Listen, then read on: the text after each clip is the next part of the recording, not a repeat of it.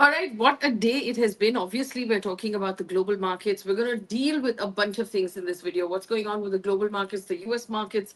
What are the analysts saying about where this market is possibly headed? And what are the Indian analysts saying about where the value buying may be or where the bottom may be for the Indian market? Now, remember, like, share, subscribe. Also, there is no stock specific advice in this video at all. This is just a breakdown of everything we're seeing in the market so we can all understand it better. So I'm going to quickly share screen because, I mean, what is a story like this without adequate charts and graphs, right? If I just pop this up on your screen right now. Okay, so there you have it. And I'm just going to, I love the Reuters website. I recommend a lot of people use it. You'll see here, opening bell of the New York Stock Exchange, the Dow. Uh, it's down nearly 4% and it is falling as we're watching it, and it's only been open for about 11 minutes. And it looks like a really, really bad day. See the Dow as of 9:30 in the morning, and this is the Reuters page that is updating as we speak. So this just popped up a couple of seconds ago. Trump is talking Japan and baseball. So Trump continues to post on his social media, and he's saying that all the countries from all over the world are talking to us. Tough but fair parameters are being set.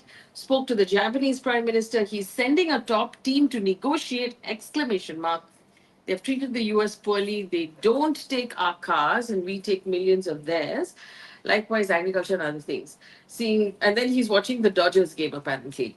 So keeping everybody on their toes there, Donald Trump. But he's constantly suggesting that he's done the right thing, and he brought everybody, all the other countries, to their knees, and this is going to work out. Look at Wall Street now. As of 9:30 a.m. Eastern Time, Dow was down 3.1, S&P down 3, Nasdaq's down 4%. Toronto was also opened lower. But what I wanted to show you was Bitcoins are down as well.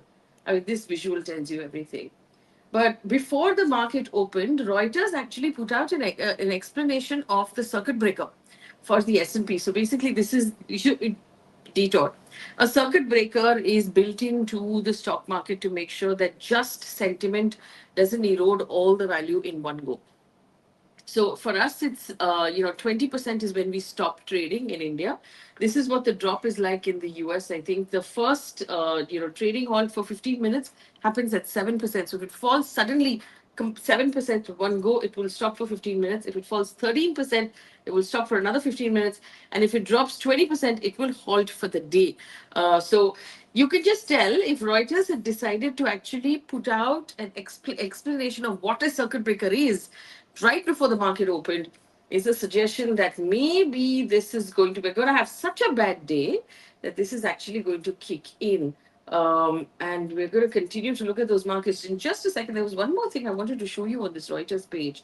Um, Donald Trump basically telling people not to panic. Okay, I don't know if you can see this, well enough. So I'll read it out to you. This is his social media where he's basically saying the US has done something it should have done decades ago. Don't be weak. He says, don't be stupid. Don't be a panicking, which he's explained is a new party based on weak and stupid people. This is such an articulate man. Be strong, courageous, patient, and greatness will be the result. So we don't know how many people are still buying this greatness will be the result because all of his friends, including the very, very rich, are losing money. And this is what effectively he's been saying over and over again that, basically they're listening for great deals and everybody wants to do deals with them. And there is a suggestion that, that they're open to deal making, which is not what they said earlier, but that's something to keep an eye on. This was an interesting story. So basically, markets have crashed across the world, but apparently Vietnam is having a particularly bad day, which you will see. See, China, Japan, Korea, Germany, Vietnam, the share of that little red patch that you see, this is the trade that Vietnam does with the US. And this is its GDP. So for Vietnam particularly, it is a very large chunk of its GDP, unlike the rest here. Forgive the scrolling. I just want to go to the top because, as you can see, so they've just uploaded a chart of where their markets are. And you can see this is the Dow. The Dow has fallen 3.3%. The S&P has fallen 3.5%, and the Nasdaq has fallen 4%. Remember, Nasdaq is mostly tech stocks, so that's an interesting crash there of 4% already, and it's only been open a few minutes. We're going to come back to this chart and look at it in a minute, but let me take you through other charts at this point, because I want to show you what's happening in the rest of the world. Now, remember the last time we saw such a bad fall was COVID, which was around the 4th of April. During COVID, it was the last time we saw like a massive meltdown. But let's look at what we're looking at today. Again, I'm still at the Reuters page. We're looking at stocks. Let's look at the Asian markets. Um, Asia Pac markets. We're looking at the 1 year chart here. I'll take you through. So this is the Asia Pac markets, and you'll see Malaysia, the Hang Seng, which is Hong Kong, the Nikkei Japan here down 7.8% today. Shanghai is the other one that took a massive beating, 7.3%. I want to show you this guy over here, which is the Sensex, which is down was down 2.9% for the day, which I think it makes me pretty happy, because if you see where Japan was today at 7, and where China was, which is the Shanghai Composite at 7.3, the Sensex losing about 3% still puts us in a fairly good place. But then that depends on what's going to happen tomorrow. We're getting worse cues from the US at this point. So we'll have to see how that plays out. Let me also look at a couple of others. If we look at, for example, the European market and see where that's that massive like tip that you're seeing there, all red, yeah. So that's Germany, that's the CAG, all red, all red. Swiss market all down. But Europe largely losing around 4.5%, maybe 3.5% across the board. London is down, and we'll see the American markets are only just opening. Let's just pull up the US for a second. Oh, look at that.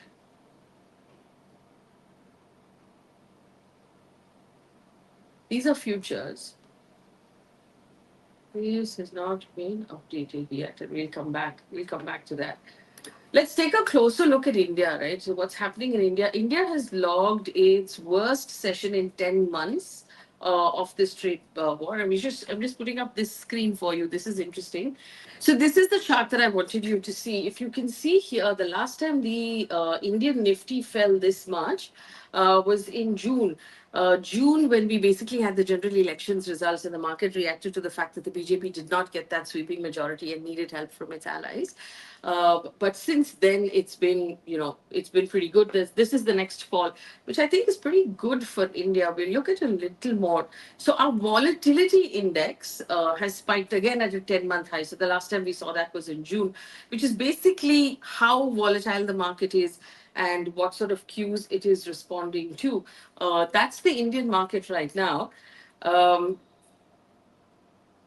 I do want to also show you crude, right? So if you look at the crude has really crashed, and crude has fallen below $60 a barrel, or it has fallen to $60 a barrel for the first time since 2021. And this is a massive thing. Now, remember when I was telling you basically that one of the silver linings for India will be if crude falls, it will make fuel less expensive for us, because we import all of our crude, almost all of our crude, and we refine it in India. So India is a net importer of crude, but we export the refined fuel.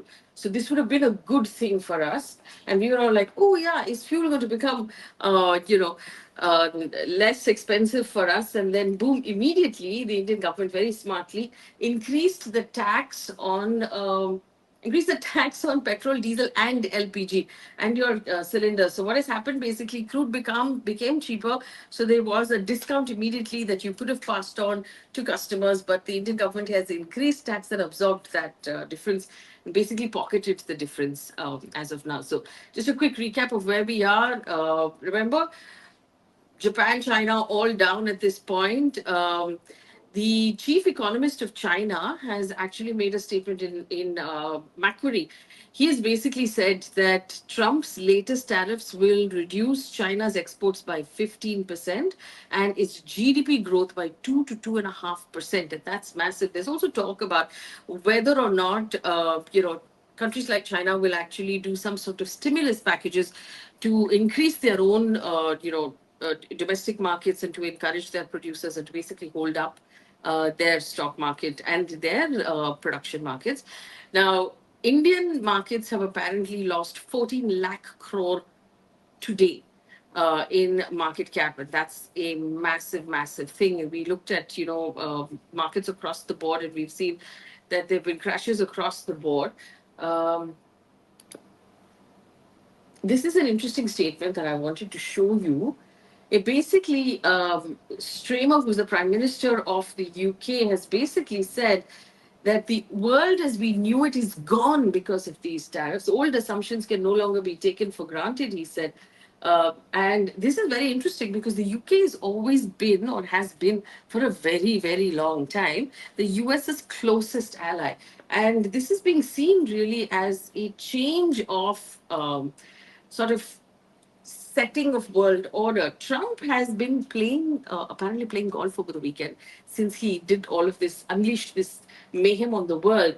But he's apparently not backing down. And he had a press conference on his Air Force One, and he basically said that sometimes you have to take the medicine to fix some things, and he's not really concerned about the massive, sort of sellout that we're seeing in the market. See here it says Trump, who spent the weekend in Florida playing golf, posted online that we will win, hang tough, it won't be easy. So it's really interesting that the very, very rich people in his cabinet, the billionaires in his cabinet, and the people who are in his corner are asking the average American to sort of hang in there and not worry about bleeding that much. But looking at building this long term for prosperity, and that's interesting. Look at some of the reactions that are coming in across the world. The IMF is warning of a significant risk to global economy if Trump's tariffs as the markets are plunging. Um, these treasury yields are basically जो हम लोग बोलते हैं government bonds. So what happens when the equity markets are really volatile? Investors tend to pull their money out of there and move it into bonds, which is on the opposite end of that spectrum. So you'll see, this is the U.S. bond, the U.K. bond, Australia, Canada, France, Germany. Everybody's bond is actually mostly moving sort of upwards in the yields that they're showing. Let's take a closer look at our Indian market, right? So this is the Nifty 50, which is basically the biggest, stocks in the Indian market. And you'll see if we just look at the size of the change, right? The guys who've lost the most: Tata Steel, JSW Steel, Hindalco, Larsen and Toubro. So those linked with commodities because that's what we would export. Adani, and then you can see some of the banking sector. Infosys, obviously, because we export IT services. And there's Aisha Motors, SPI. So basically, stocks that would otherwise be really difficult to access because of their P ratio and how expensive they were being considered in the market are currently available at a massive discount. But whether or not people will buy will depend on whether they expect the discount to fall further tomorrow. Let's take a look at who did not fall today. HUL, you'll see there are singular large cap stock standing there that has not lost today. And that's because HUL manufactures for the Indian market. And there is a hope that, that remains strong and it's not export sort of dependent. But most of the stocks you will see here who have not fallen that much is because they're catering to the Indian market. So Zomato, for example, if you see Asian Paints, ITC, Maruti Suzuki, Wipro, the cut has not been as hard or as bad on these stocks. If you just take a look at the Nifty banking, it has fallen, but it hasn't fallen that much. The other things that I wanted to show you today. So this is our volatility index. Again, like I had pointed out, it has not fallen this much since June. What are the experts in the Indian market saying? This is an interview that Indian Express has done with Nilesh Shah. And Nilesh Shah has basically said, keep cash. So keep your money in cash right now and buy the correction. Don't be in a hurry to deploy. So he's obviously in the view that it will fall further and there will be, more opportunities. He's actually reminding us of a time when President Clinton, during his tenure, by reducing US government employee base, cutting wasteful expenses, turning the US into a fiscal surplus country, he had also sort of, shocked the stock market a little bit. So he's saying, hang in there and we'll see more opportunities. I just want to take you back to Trump, though, and to the US market. Just give me a second. Let me see what the latest is here. But we can just take a look at US markets, see what they're up to, because that's the one that's moving. Ooh, there. So this is a change we're seeing right now in the Dow, the Nasdaq, and the S&P 500. 4-ish% so far, and they haven't been open for long. So this is a bad cut. Remember, at 7% is when they'll hit their first circuit and stop trading for 15 minutes. Maybe a possibility that they'll hit that circuit um, at this point. But the question is, will Trump blink? Because a lot of the people in his corner are also starting to get nervous, and the whole world is sitting up across the world and saying, okay, one man had an idea, and now are we all at the mercy of this one man's idea? So, a couple of things that may play out. There's been a refresher. Let's see if that refresh is coming in. A couple of things that may play out at this point. Will Trump look for big deals from certain countries, and when he gets those deals, will he call the whole thing off? Is that possible? There's another possibility, apparently, that US Congress will take some sort of power back and turn around and say that, hey, you know what? You made these decisions saying that there was an emergency. There's not really an emergency, so we're deciding to just call it off. Is that another possibility that people are discussing? But in the meantime, countries are scrambling. Like I said, India has not fallen as much as some of the others, and the Indian government is also looking at making deals, having conversations. We know that the Indian government has been proactive about it from the beginning, has been open, has not done a standoff, has not, sort of been very tough in its response, but has been open to conversation. And that is what is giving our market confidence that some sort of deal will be brokered, and we might not be as hard hit as everybody else. Also, remember the good thing for India is that we have a very strong base of domestic investors in our stock market, and we have a very strong base of consumers in for our own products. We still need the American market. We still need the global market to be healthy in order for us to be healthy. But we're not, so far we're looking pretty good. But if the American market has a really bad day, that again will be cyclical cues that will get picked up by the Asian markets in the morning and then by our markets as well. So my sort of pick up from what Nilesh Shah said, which is sort of keep your powder dry, which means keep your cash available, don't deploy right now, wait for the right opportunity, and then deploy, suggests to me that he believes it will fall further and those large cap stocks that we talked about will actually be available for even more of a discount. So it's really interesting for me. Leave me a comment in what you think is interesting in our market right now and what you're reading from all of this. Do you think Donald Trump will blink, or is he going to go off and play golf when he set the world on fire? It's a really, really interesting time to be tracking the stock market. Leave me a comment and let me know what you think.